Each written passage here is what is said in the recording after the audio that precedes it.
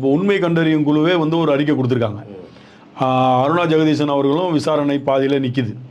இவ்வளோ தூரம் போய் இப்போ சிபிஐயில் நிற்கிது. சிபிஐ இவங்க என்ன நினச்சிட்டு இருக்காங்க?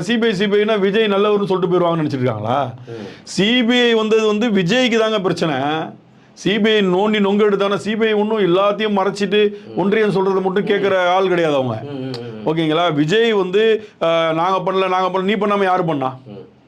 நீ ஒன்றை பார்க்க வந்த கூட்டம் தானே, ஒன்றை தேடி வந்தவன் தானே, நீ ஒன்றை பார்க்க வந்தவன் தானே. காலிலேருந்து சாயந்தரம் வரைக்கும் சோறு தண்ணி இல்லாமல் நின்றுட்டு இருந்தான். அப்போ நீ தானே அதுக்கு வந்து காரணம்னா அவங்க இறப்புக்கு நீ காரணம் நாங்கள் யாருமே சொல்ல. எதிர்கட்சி கூட ஆளுங்கட்சி கூட சொல்லங்க. விஜய் தான் 41 பேரை கொண்டாருன்னு எந்த இடத்துலையுமே திமுக தலைவர்களோ யாருமே சொல்லியே.